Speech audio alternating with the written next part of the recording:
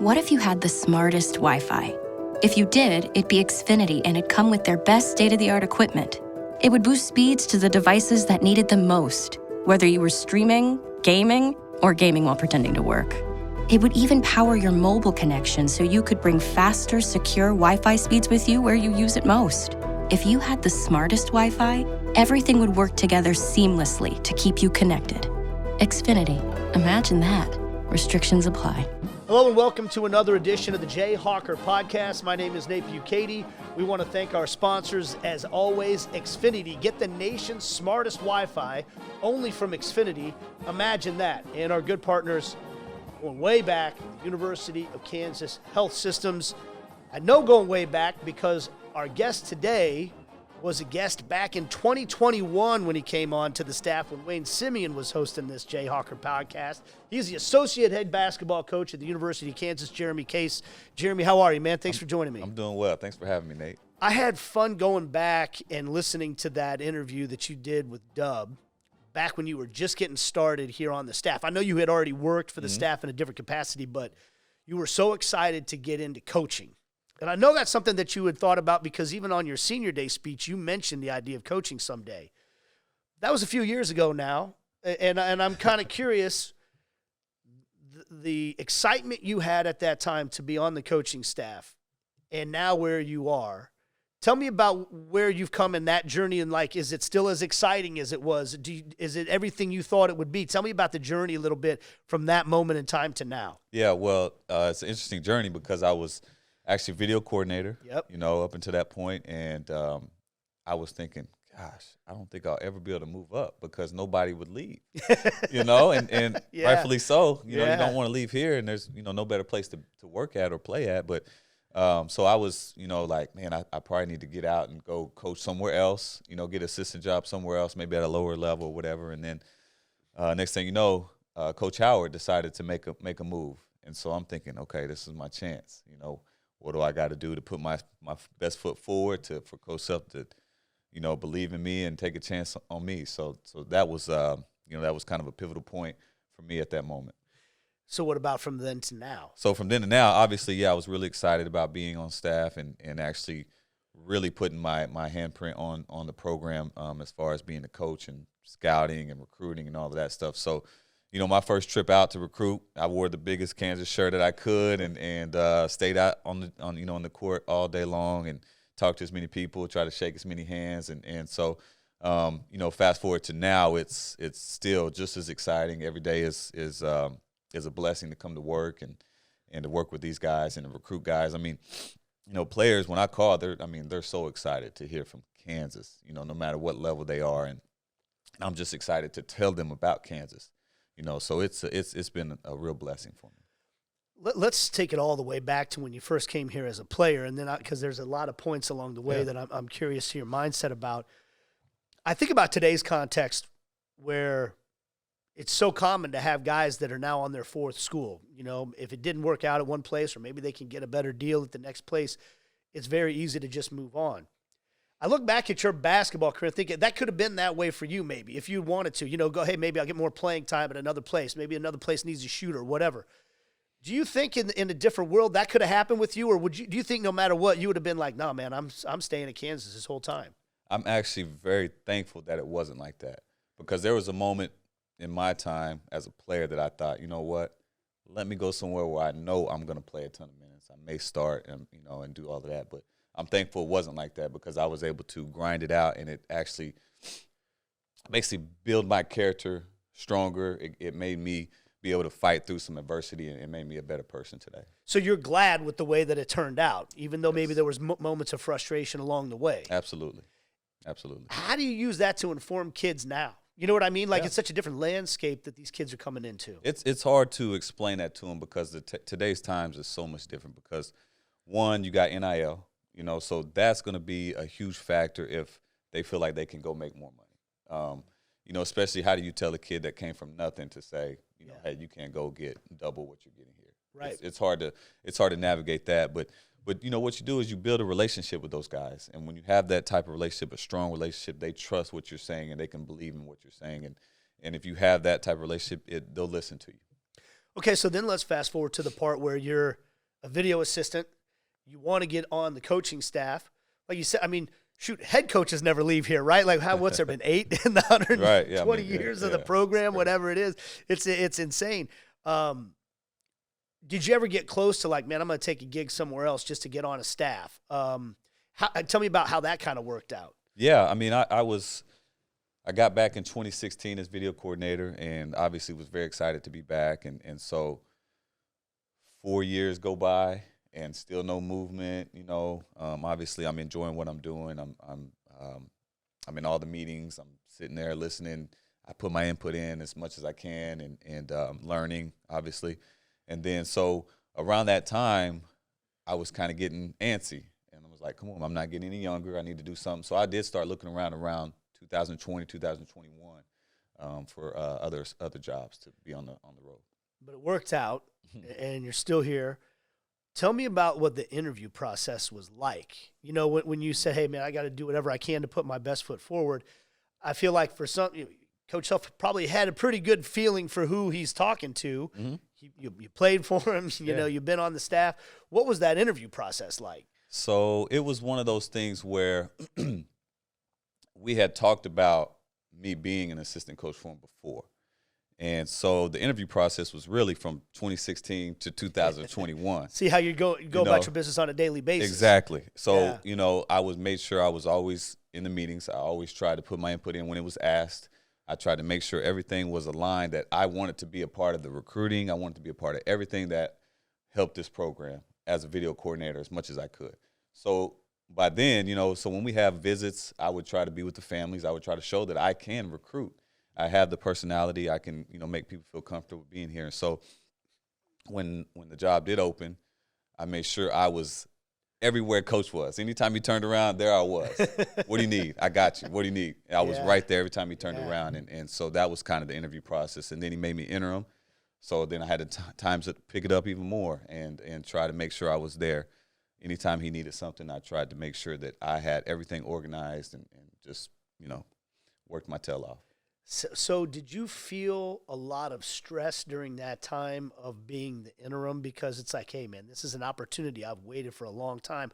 Or did you just more see it like, hey, this is it. This is an opportunity. And how was that process of being an interim? I was very anxious. I didn't want to mess anything up. Yeah. And you know, I was making as many calls as I could. I was talking to as many people as I could, but I didn't have as many contacts as, say, Coach Townsend and Coach Roberts, you know, those guys. I didn't have those type of contacts, you know, the high-level contacts. I didn't have those. So, fortunately, those guys were on my side, and they wanted me to succeed. And I wouldn't be here without those two guys. And they helped me. They gave me names. They gave me numbers. I called every one of them, and they helped me more than anybody that, you know, to get get to where I am now. I'm thinking about the journey that most people probably make in their careers, and there's that part where you're looking at where you want to go, and so you're focused on all the things you need to do to get there, but you're also learning so much along the way, right? How maybe what are some of the biggest things you learned during that time? And I'm kind of curious, are they things that you were conscious that you were learning, or you just kind of picked up along the way? Well, you know, the biggest thing is, you know, Coach Townsend and Coach Roberts, even Coach Q was very instrumental. They've been in it so long, and what was frustrating for me is they literally knew everybody, and I'm trying to get my own. I'm trying to get my own thing because everybody knows them. Yeah. So I call somebody thinking maybe this be my guy, and they're like, "Hey, I know Coach Roberts. I know Coach Townsend." I'm like, "All right, they know everyone." You know, so that was one of the things that I learned was don't burn any bridges. Talk to everybody, make contacts, and keep those contacts in play. You know, and obviously, you know, when you're in the business, you're going to talk to everybody, and if they have players and whatnot. But that was one thing that I learned was never burn a bridge and always keep contacts open. I mean, these are things that translate outside of coaching. I'm thinking about my career. The late, great Bob Davis, longtime voice of the Jayhawks, was one of my heroes and mentors growing up. And when I got out of college, I remember working at the radio station when I started working for KU Athletics. Every gymnasium, every football stadium we walked into, he knew every single person in the room. Yeah. And I remember thinking, I'm never going to know all these people. How does he know everybody? Yeah. And then, you know, 20 years later, you start realizing that you know everybody in the room because you've been doing it, but it takes a while, right? A while. I think that's right. one of the things that when you're young and you're trying to start, it's hard to have that patience, isn't it? It is, because I was getting frustrated. I was like, I can't call anyone without them knowing. I'm calling East Coast guys. I'm calling West Coast guys. I'm calling Midwest guys. They all know these dudes. Yeah. And I go, hey, I got this guy. Yeah, I know him. I talked to him last week. I'm like, great. You feel like you've made that progress now, though? Yeah. Years later? I have. And you know, to those guys, they've been so instrumental in my development. And you know, when you get to where I am or where they are, you know, sometimes you can find some jealousy and guys don't want to see you move up. Or they might be afraid you might come for their job. Or might come for their job or stuff like that. But those dudes, man, they were so great and so humble, and all they wanted to do was push me forward.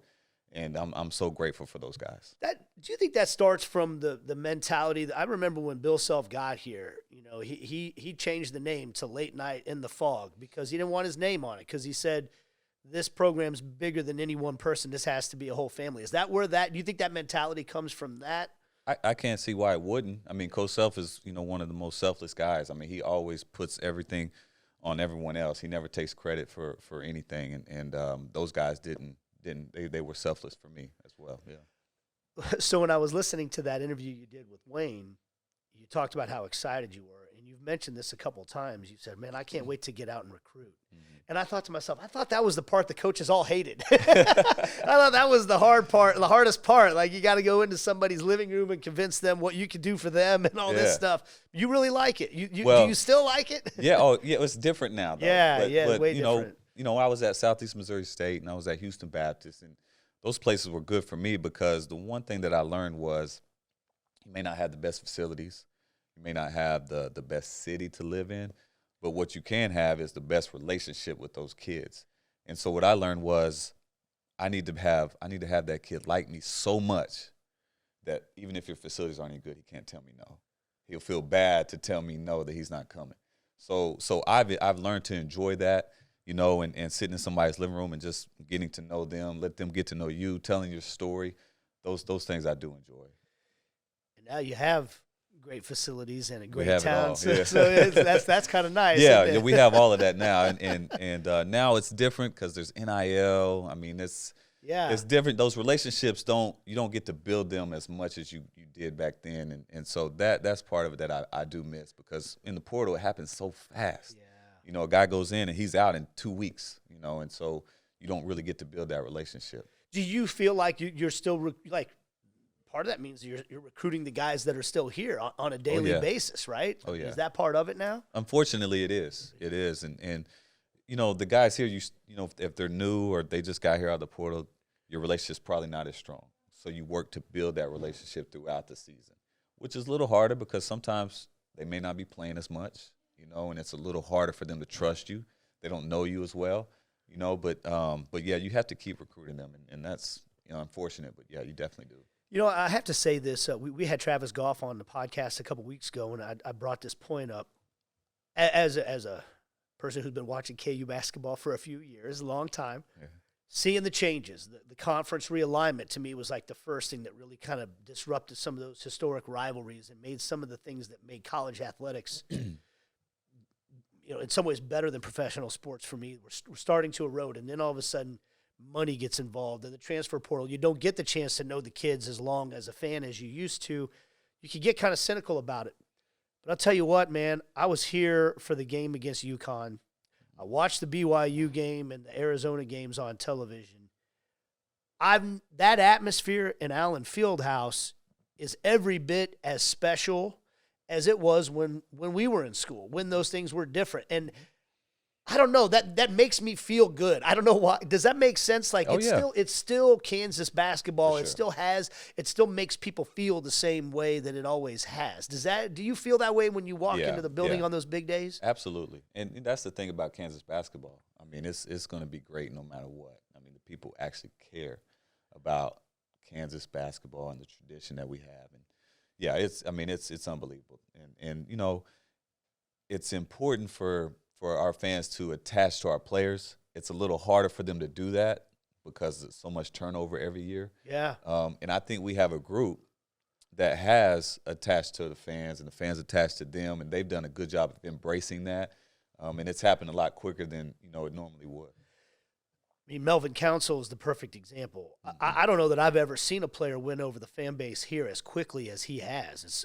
Just in 1 year, to go from being a guy that most of us didn't really know that much about to, you see the way they react to him. What are your thoughts on that evolution of him and how he has seemed to have done exactly what you said in an era where it seemed like that would be impossible to do? Yeah, it's actually fun to watch, and I didn't expect it to happen this quickly. I knew the fans would like him because of his personality, and it took him a little bit to get comfortable and to really show it. But once he did, he's so fun to be around. He has energy all the time. He's got such a good personality, and we'll have boot camp at 6 a.m. and he's dancing around making jokes. It's 5:45. Everybody's wiping sleep out of their eyes, but he's excited to be there. He just brings so much energy into the room. He sets the tone on a daily basis. On a daily basis. On game day. Yes. When I think about the history of Bill Self teams, there's certain characteristics that you kind of got used to. And I think the last couple of years maybe it didn't feel as much like that. And one of the things that I'm used to seeing is I feel like there was always a stretch somewhere around winter break where the team would be struggling. He would go into the press conference and light everybody up. And then all of a sudden they get some time during winter break together and the team almost looked different. Like it was like they hit a different trajectory. And, man, if that isn't what seems like has been happening this year, after the way the season could have started 0-3 to where the team has gotten from that point on.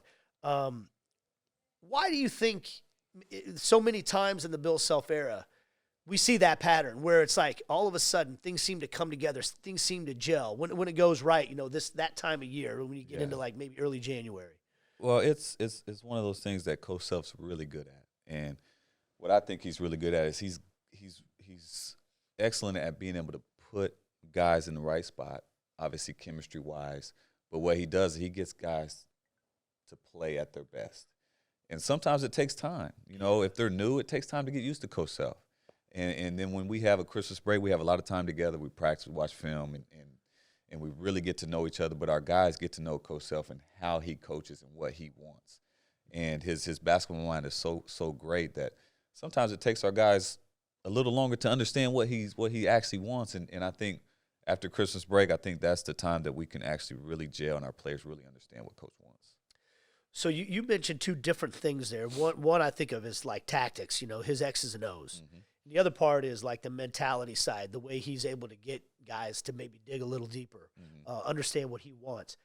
As you learn from him, would you say you've learned more tactically, like more from the X's and O's, or more from like a human relations standpoint and how to get the most out of a player?